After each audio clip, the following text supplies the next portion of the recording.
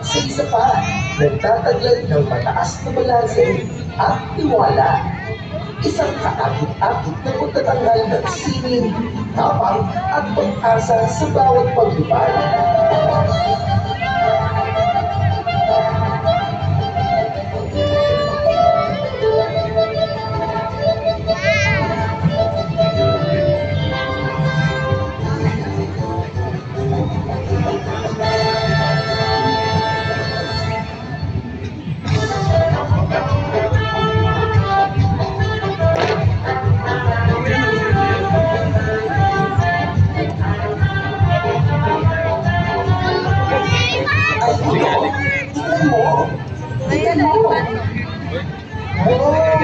Isang malaking elepante!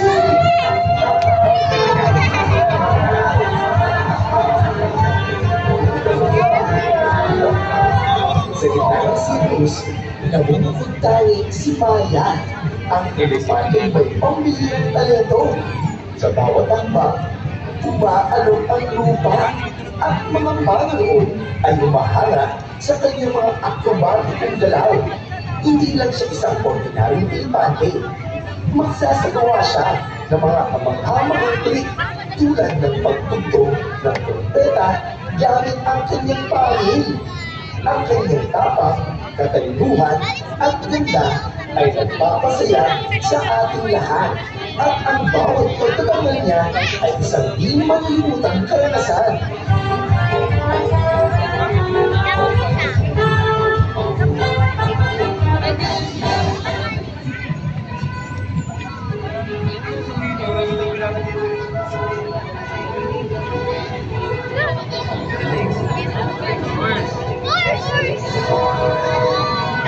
May tanong ko sa'yo, sino kaya ang mas magaling? Yung elepante ba? O itong kabayo? Ay, sige, elepante. Mas mataas yung tanong dito kaysa sa kabayo. Look, hindi naman kaya yun eh.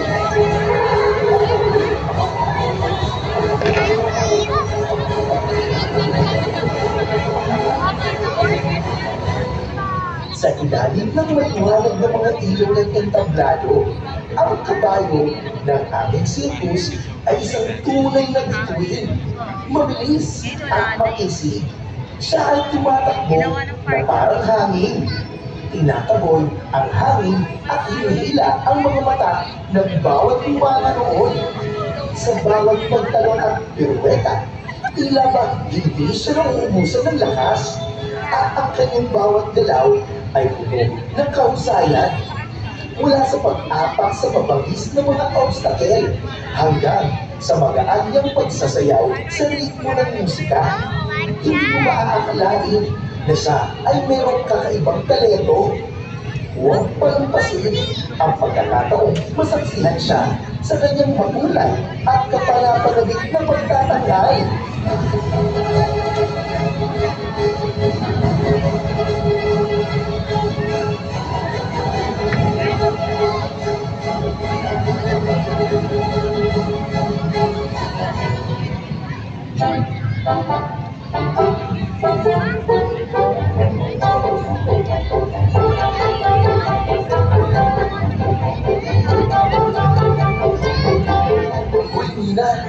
Narito lang isa sa pinaka-abangan ngayon sa sirkus.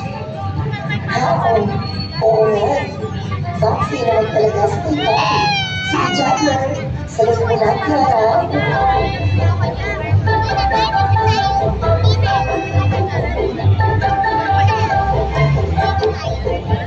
Sa loob ng sirko, ang Juggler ay isang kamangha-manghang alagad ng sining na nagtatanghal ng mga bola, torches at iba pang kakaibang gamit sa hangin.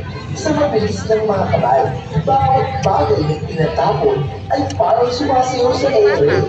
Walang mintis, walang malalaglag. Ang kanyang mga tips ay puno ng enerhiya at kasiyahan. At sa bawat pagtipon ng mga gamit, ang buong audience ay napapa-wow! Siya ang puso ng palabas, ang pag-aalam na bituin ng sirko na hindi malilimutan.